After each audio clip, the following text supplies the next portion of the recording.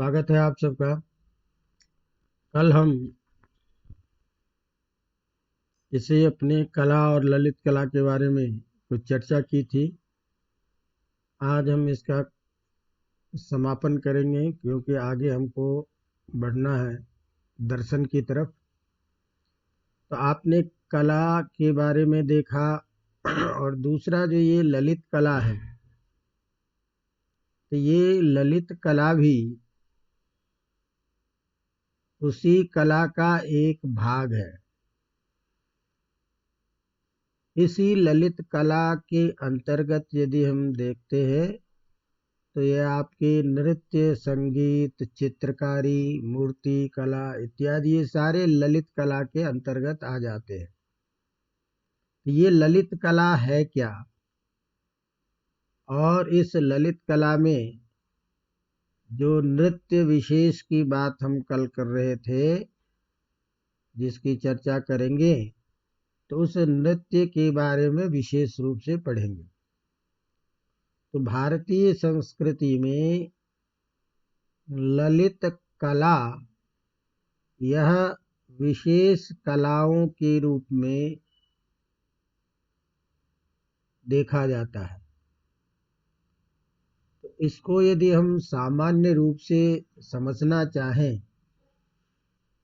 तो ललित का अर्थ होता है सुंदर। सुंदर तरीके से जो कोई कार्य, व्यवहार अभिव्यक्त किया जाता है, प्रकट किया जाता है, वो सभी सामान्य रूप से ललित कला के अंतर्गत आ जाते हैं।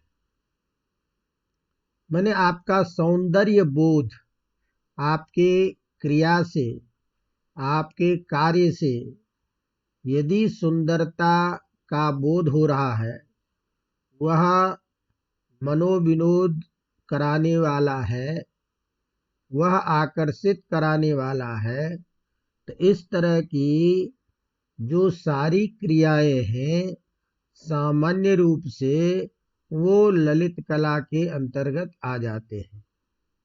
लेकिन इसके बावजूद भी ललित कला का मुख्य जो व्यवहार होता है, प्रयोग होता है, वह नृत्य से ही संबंधित होता है। क्यों कि एक तो होता है शब्दगत अर्थ और एक होता है पारिभाषिक अर्थ। तो जिस पारिभाषिक अर्थ में हम उसका प्रयोग करते हैं उसकी निश्चित परिभाषा करते हैं। अवगतम? तो ललित कला को जो परिभाषित किया करता है उसके लिए कहते हैं कि जिसमें कोमलता पूर्वक बारीकी से सभी अंगों का विन्यास, अंगों का संचालन किया जाता है, उसको हम ललित कला कहते हैं। तो साहित्य दर्पण में ललित की परिभाषा करते हुए कहते हैं सुकुमारतया अंगानाम विन्यासो ललितम भवेत्। सुकुमारतया अंगानाम विन्यासः, अत्यंत सूक्ष्मता पूर्वक किसी भी विषय को अभिव्यक्त करने के लिए विभिन्न अंगों का संचालन, नेत्र, भौं, है ना, हस्त, हाथ, पैर इत्यादि विभिन्न अंगों का अत्यंत सूक्ष्मता पूर्वक उसकी अपनी अभिव्यक्ति को, कथानक को, मूल विषय को बताने के लिए जो प्रयोग किया जाता है उसको ललित कला कहते हैं। इसी बात को प्रायः अन्य अन्य शब्दों के द्वारा कहा जाता है कि सुकुमार विधानेन नेत्रादि क्रिया सचिव कर चरणांग विन्यासो ललितम। अर्थात अत्यंत कोमलता पूर्वक नेत्र आदि की क्रिया के साथ हाथ पैर आदि अंगों के विन्यास माने सजाया हुआ, तो विन्यास पूर्वक उसका प्रयोग करना, उसका संचालन करना ही ललित कहलाता है। लगभग प्राय इसी बात को कहते हैं। तो जैसे अन्य आचार्य का भी कहना है कि सुकुमारांग विन्यासे मसृणा ललितम भवेत। सुकुमारांग विन्यासे मसृणा माने कोमलता पूर्वक अंग विन्यास में जो विलक्षणता है, बारीकी है, उस बारीकी को ही हम ललित कहते हैं। तो इस तरह से तात्पर्य क्या निकला कि अत्यंत कोमलता पूर्वक नेत्र, भौं, हाथ पैर आदि को का संचालन के द्वारा विभिन्न अभिव्यक्तियों की बारीकी से प्रकट करना ही ललित कला है। इसी बात को कहते हैं, विद्वानों ने ललित की परिभाषा करते हुए इसी बात को कहते हैं कि भ्रू नेत्रादि क्रियाशाली सुकुमार विधानतः हस्तपादांग विन्यास तरुण्या ललितम विदुः। तरुण्या माने नायिका के द्वारा, नृत्य करने वाली के द्वारा इस प्रकार की जो क्रिया है, भू नेत्रादि इन सब के सुकुमार पूर्वक विधान के साथ हस्तपादांग का जो विन्यास है, रखना चलाना, उसका प्रयोग करना, यही ललित है। इसी बात को मैंने सभी आचार्य इसी बात को कई रूपों में कहा है। तो इस प्रकार ललित कला नृत्य आदि में विशेष रूप से अत्यंत सुकुमारता पूर्वक विभिन्न भावों को व्यक्त करने के लिए जो अपने नेत्र भव आदि अंगों का संचालन में सिद्ध होता है, उसी को ललित कला कहते हैं। और यह जो ललित कला है, यह शास्त्र में जो विधान किया गया है, उस विधान के आधार पर विभिन्न परंपराओं में जो प्राप्त है, उस प्राप्त के आधार पर देश के स्थान विशेष के आधार पर सबका मूल तो शास्त्र ही है, लेकिन उस प्राचीन शास्त्रों से निकले गए जो संस्कार विशेष के द्वारा परंपरा है, उस परंपरा में अलग अलग रूपों में दिखाई देता है। तो इस प्रकार यदि ये देखें तो ये सूक्ष्म रूप से जो आप देख रहे हो कि ये जो सभी प्रकार में सौंदर्य बोध कराना मुख्य तात्पर्य है। तो सौंदर्य बोध यदि हमारा मुख्य तात्पर्य है, तो इस सौंदर्य बोध को बताने के लिए हम देखते हैं कि चाहे वो नृत्य हो, चाहे चित्रकारी हो, चाहे मूर्ति कला हो, तो इन सभी में जो सौंदर्य बोध है, विभिन्न प्रकार के अत्यंत ज्वलंत या जिसको कहते हैं अभिव्यक्त जो स्वरूप प्रकट कर देता है, जैसे कहते हैं कि जैसे लगता है जीवंत मूर्ति है, यह चित्रकारी जीवंत है। तो इस तरह से उसकी जो दक्षता होती है, ये सारे के सारे सौंदर्य बोध के जितने भी कार्य हैं, ये सभी ललित के कला के अंतर्गत आ जाते हैं। तो इस तरह से सौंदर्य या लालित्य के आश्रय से अभिव्यक्त होने वाली जो कार्य कुशलता है, उसी को हम ललित कला कहते हैं।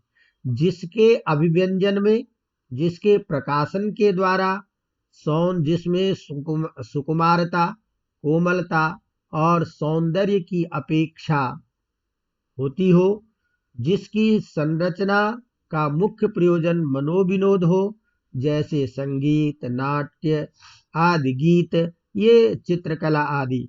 इस नृत्य कला के भारतीय संस्कृति में विभिन्न रूप दिखाई देते हैं, जो शास्त्रीय और पारंपरिक रूपों में अभिव्यक्त होते हैं। तो यह जो नृत्य में जो अंगादि का संचालन है, वह इस ललित कला की श्रेणी के अंतर्गत आ जाते हैं। उसमें जैसे भरतनाट्यम है, कथकली है, कुचिपुड़ी है, कृष्णाट्टम है, इसी तरह से सदिर है, प्राचीन में यक्षगान है।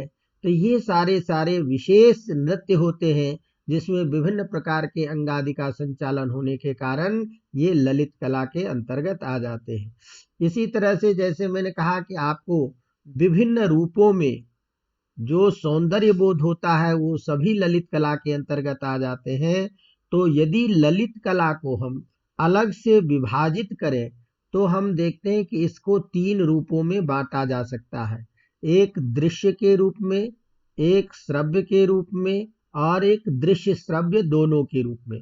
तो दृश्य ललित कला के अंतर्गत आपके चित्रकला आ गया, मूर्ति कला आ गया, वास्तुकला आ गया। वास्तुकला माने गृह निर्माण, और व्यवहारिक जो कला है ये सारे के सारे आपके दृश्य ललित कला के अंतर्गत आते हैं।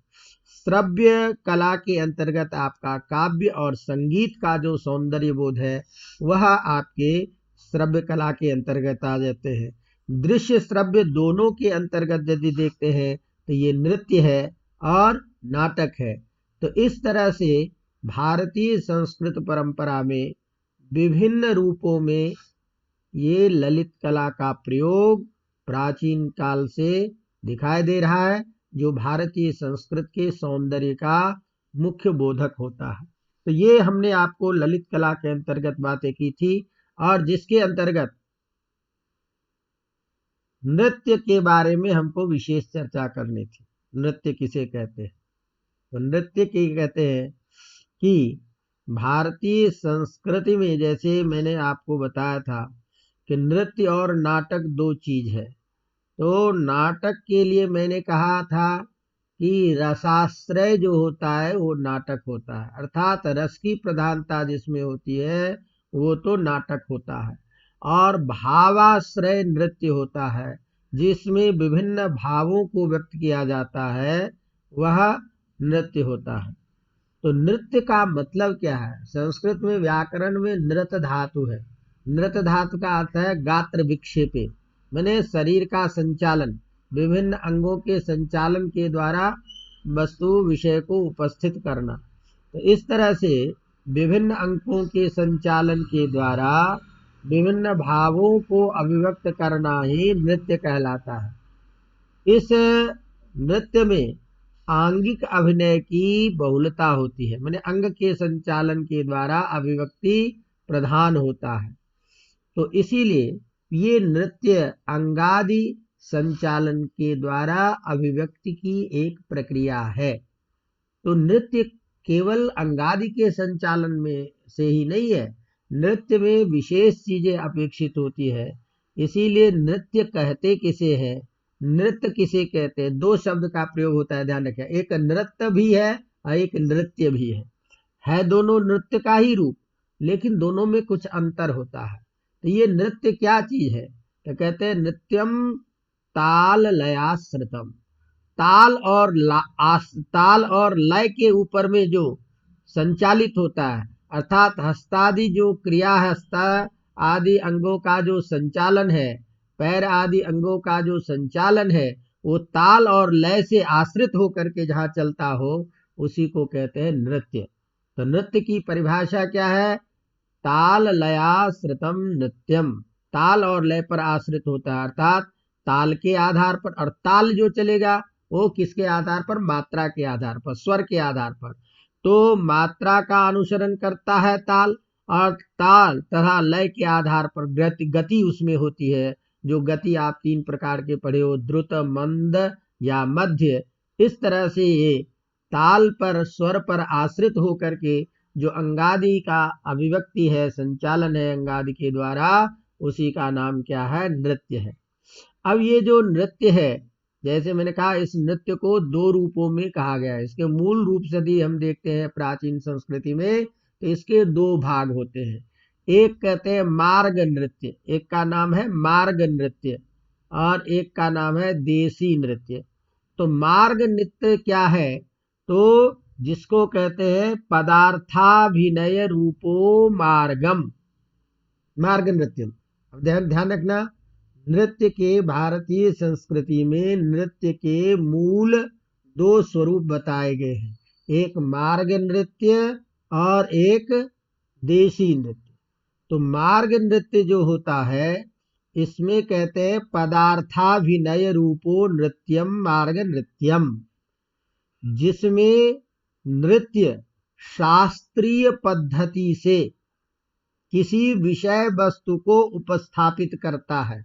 अर्थात शास्त्र में जो प्रक्रिया कही गई है, शास्त्र में जो विधान किया गया है, उस विधान के द्वारा किसी विषय वस्तु को प्रस्तुत करने की जो प्रक्रिया है अंगादि संचालन के द्वारा, उसको हम मार्ग नृत्य कहते हैं।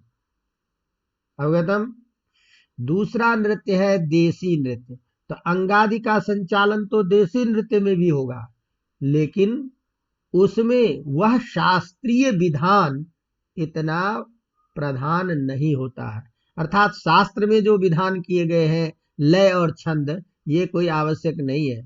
अर्थात जैसे आजकल हम देखते हैं कि जैसे मर्जी होता है नाचने लगते हैं, शादी में भी नाचते हो, अन्य प्रोग्राम में भी नाचते हो, तो बस ये जैसे भी होता है वह अंगादि का संचालन हो जाता, तो वह नृत्य भी है। तो परंपरा के आधार पर ये जो नृत्य है, ये देसी नृत्य जो है, ये शास्त्रीय नृत्य तो नहीं है, लेकिन शास्त्रीय नृत्य का मतलब शास्त्रीय जो विधान है, वह विधान, वह नियम कम लागू होता है, लेकिन अंगादि के संचालन के द्वारा अलग अलग परंपरा में जो दिखाई देने वाले नृत्य होते हैं, उसे हम देसी नृत्य कहते हैं। अब ये जो नृत्य है, इसको स्वरूप के आधार पर, स्वरूप के आधार पर, ये तो शास्त्रीय विधान के आधार पर हुआ कि जिसमें शास्त्रीय विधान हो लागू और जिसमें शास्त्रीय विधान लागू नहीं हो। इस प्रकार से शास्त्र वर्णित सिद्धांतों के आधार पर नृत्य के आपने दो भेद देखे, लेकिन स्वरूप के आधार पर भी नृत्य के दो भेद होते हैं। एक होता है मधुर और एक होता है उद्धत। तो नृत्य के स्वरूप के आधार पर नृत्य के दो भेद, एक मधुर और एक उद्धत। तो ये जो मधुर और उद्धत है, ध्यान दीजिएगा, उद्धत नृत्य को ही तांडव नृत्य कहते हैं। उद्धत नृत्य का ही नाम है तांडव नृत्य।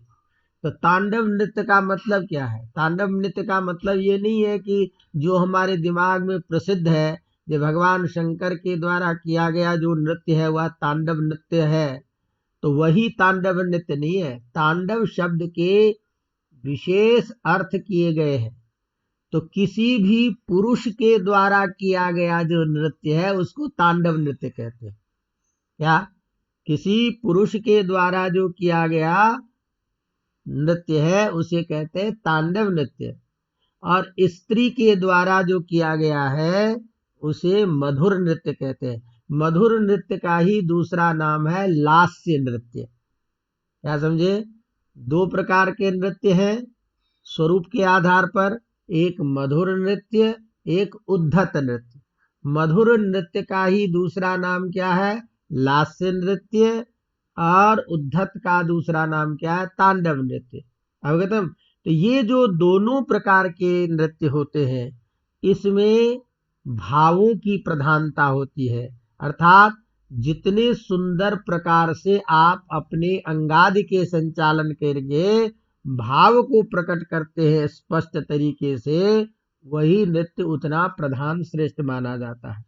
इसीलिए इसको, नृत्य को जब हम संपूर्ण रूप में इसको परिभाषित करते हैं, तो उसको परिभाषित करते के लिए कहते हैं, संस्कृत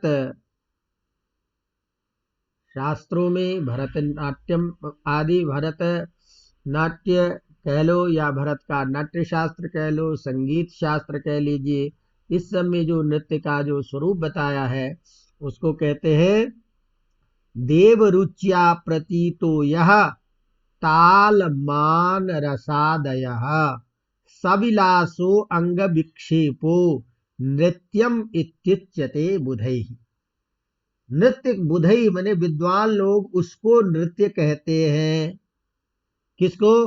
तो देव रुच्या प्रतीतः यस ताल मान रसाश्रय, जो ताल से युक्त हो, जो स्वर से युक्त हो, जो रस से युक्त हो, जो देवता की अभिरुचि, माने देवता को प्रसन्न करने के लिए, देवता से तात्पर्य लौकिक नृत्य में मनुष्य, तो किसी देव आदि, मनुष्य आदि, प्रजा आदि को अभिरुचि प्रदान करने के लिए जो ताल, मान, स्वर, प्रमाण, द्रुत, मध्यम, विलंबित और रस से आश्रित होकर के इस सभी से युक्त सविलासो अंग विक्षेप, विभिन्न पूर्वक अंगों के, सजे हुए अंगों के द्वारा उस अंगादि के संचालन से वस्तु विषय को अभिव्यक्त करना ही नृत्य कहते हैं। उसी को विद्वान लोग नृत्य कहते हैं।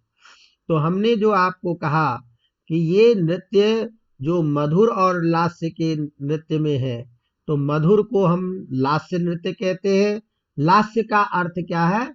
जैसे हमने बताया स्त्री नृत्य, यहाँ विशेष ध्यान रखना है कि मधुर नृत्य कह लीजिए या लास्य नृत्य कह लीजिए, ये स्त्री किसी विशेष के द्वारा, स्त्री के द्वारा किया जाने वाला नृत्य है, उसको हम लास्य नृत्य कहते हैं। और पुरुष विशेष के द्वारा किया जाने वाला जो नृत्य है उसे हम तांडव नृत्य कहते हैं। इसी की परिभाषा देते हुए आचार्य भरत कहते हैं, पुम नृत्यम तांडवम प्राहुः, स्त्री नृत्यम लास्यम उच्यते। पुरुष के द्वारा किया गया जो नृत्य है वह तांडव कहलाता है, और स्त्री के द्वारा जो किया गया नृत्य है वो लास्य कहलाता है, मधुर नृत्य। अब यह जो लास्य नृत्य है, ध्यान दीजिए, अब यहाँ पर में जब आप नृत्य की बात करते हैं तो विशेष आपको पढ़ना पड़ेगा, समझना पड़ेगा, ध्यान रखना है। तो हमने जो तांडव नृत्य तो हो गया एक अलग, अब ये जो स्त्री के द्वारा जो नृत्य है जिसे हम मधुर नृत्य या लास्य नृत्य कहते हैं, तो ये लास्य नृत्य दो प्रकार के होते हैं। एक होता है जिसको हम कहते हैं क्षुरित, क्या मधुर नृत्य कह लीजिए या लास्य नृत्य कह लीजिए, ये दो प्रकार के होते हैं, एक क्षुरित और एक यौवत, अर्थात स्त्री के द्वारा किया जाने वाला जो मधुर नृत्य या लास्य नृत्य, वो दो भेद उसके, एक क्षुरित नृत्य और एक यौवत नृत्य। तो ध्यान दीजिए, तो क्षुरित नृत्य क्या चीज है, इसको हम जब कहें तो उसकी परिभाषा करते हुए शास्त्र में कहते हैं कि यत्र अभिनयाद्यैः भावैः रसैः आश्लेष चुंबनैः नायिका नायिकौ रंगे नृत्यच्छुरितम च तत्, अर्थात नायक नायिका नृत्य करते हुए विभिन्न अभिनय के द्वारा, विभिन्न भावों के द्वारा परस्पर आश्लेष, परस्पर एक दूसरे को पकड़ना इत्यादि, जो परस्पर नायक और नायिका के साथ में जो किया जाने वाला जो व्यवहार है, ऐसा जो नृत्य होता है परस्पर अंग संचालन का, उस नृत्य को क्षुरित नृत्य कहते हैं। अवगतम? तो इस तरह से नायक नायिका के परस्पर आलिंगन आदि के द्वारा किया गया जाने वाला जो नृत्य विशेष है, ऐसा जो अभिनय होता है उसी को क्षुरित नृत्य कहते हैं। उसी को कहते हैं यत्राभिनयाद्यैर्भावैरसैराश्लेष चुंबनैः नायिका नायिकौ रंगे, रंग मने रंगमंच, रंगमंच पर जो नायक और नायिका के द्वारा की गई जो ऐसी प्रस्तुति है उसको हम क्षुरित नृत्य कहते हैं।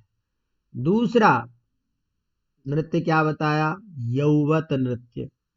यौवत नृत्य क्या होता है कि मधुरम बदवल्लीलाभिर्यत्र नृत्यते वशीकरण विद्याभम तल्लास्यम यौवतम मतम, ऐसा नृत्य जिस नृत्य के द्वारा, जैसे हम कहते हैं कि अप्सरा आकर के और ऋषियों को जो है आकर्षित करती है, उसकी व्रत भंग करती है, तो इस प्रकार से एक दूसरे को आकर्षित करने के लिए जो हाव भाव विभिन्न क्रिया जो की जाती है, विभिन्न प्रकार की लीला का प्रदर्शन करते हुए जो नृत्य किया जाता है, और अपनी प्रतिभा को के द्वारा किसी को वशीकरण आदि के द्वारा जो कार्य किया जाता है, उसे हम यौवत नृत्य कहते हैं।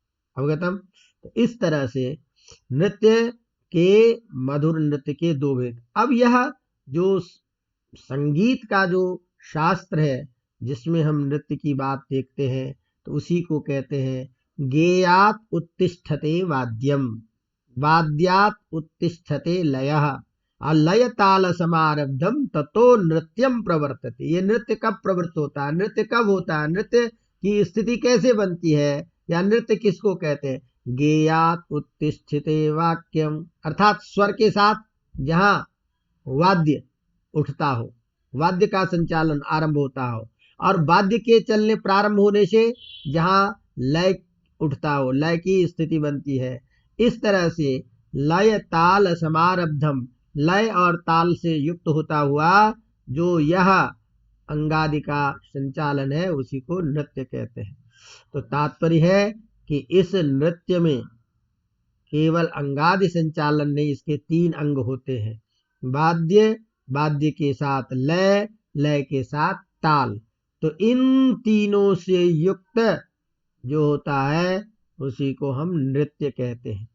तो आचार्य भरत ने नृत्य में अंग संचालन ही प्रधान होता है, अतः विभिन्न शारीरिक अंगों के संचालन के द्वारा अभिव्यक्ति को जीवंत रूप में प्रस्तुत किया जाता है, जिसका विशेष वर्णन किया है ना। अब जो हमने आपको कहा हस्त आदि का संचालन, तो इस संचालन के भी कई भेद होते हैं, कई प्रकार होते हैं। तो कम से कम सामान्य जानकारी के लिए हम आपको बता दें कि इस तरह से जो अंगों का अभिनय होता है, अंगों का जो संचालन होता है, तो आचार्य भरत ने अपने नाट्य शास्त्र के 9वें अध्याय में, जिसको हम अंगाभिनय अध्याय भी कहते हैं, जिसमें विभिन्न अंगों का कैसे संचालन होता है इसका वर्णन किया गया है। तो इसमें हाथ, कक्षा, कटी, जांघ, घुटना, पैर आदि के विविध प्रकार के संचालन आदि का वर्णन लगभग 283 श्लोक में किया गया है कि कितनी बारीकी से प्रत्येक अंगों का संचालन कैसा होना चाहिए उसका वर्णन करते हैं। तो इस तरह से हाथ संचालन जो है, हस्त का जो संचालन, हाथ की जो मुद्राएं हैं, वो 24 प्रकार से हाथों का संचालन बताया गया है। इसी तरह से जिसमें कि 24 प्रकार के हस्त संचालन में परस्पर हाथ जुड़े हुए नहीं होते, हाथ अलग अलग, दोनों हाथ अलग अलग होते हुए अलग अलग हाथों का जो संचालन है वो 24 प्रकार के हैं, जिसको पताक, त्रिपातक इत्यादि नाम दिए जाते हैं। इसी तरह से अब आप देख रहे होंगे भरतनाट्यम इत्यादि में दोनों हाथों को जोड़ करके हस्त का संचालन होता है, जिसे हम बद्ध हस्त संचालन कहते हैं। तो 13 प्रकार की ऐसी मुद्राओं का, ऐसे हस्त संचालन का प्रयोग होता है जो हाथ को बांध करके संचालन होता है, जैसे अंजलि, हाथ जोड़ करके स्वस्तिक आदि का प्रयोग करते हुए ये 14 प्रकार की जो है 13 मुद्राएं जो है बद्ध हस्त के द्वारा है। इसी तरह से 27 प्रकार के जो है यह नृत्य नेत्र के द्वारा 64 प्रकार के अंग संचालन बताए गए हैं। इस तरह से हाथ, नृत्य, नेत्र आदि विभिन्न के संचालन का जो नृत्य का जो संपूर्ण स्वरूप है उसका वर्णन भरत के नाट्य शास्त्र के 9वें अध्याय में देखा जाता है, जो रस भाव तथा अभिनय तथा देश काल के अनुरूप होने के नृत्य में हस्त मुद्रा आदि का संचालन बताया जाता है। इसके साथ वक्षस्थल, पार्श्व, कटी, कमर तथा शरीर के अन्य भावों को 5 प्रकार से परिचालन करना और उसका निरूपण करना तथा विशेष अवसर पर विशेष गान नृत्य में विशेष अंगों के संचालन का विधान बताया गया है। इसी प्रकार नाट्य शास्त्र के 10वें अध्याय में नृत्य के गति भेद, जिसको हम चारी कहते हैं, जैसे हम आप देखते होंगे कि एक पैर पे नाचना, पैर को एक पैर पे एक को आकाश में, तो एक तरह से ये जो नृत्य के जो विभिन्न गति है उसको संगीत में, नृत्य शास्त्र में चारी के नाम से।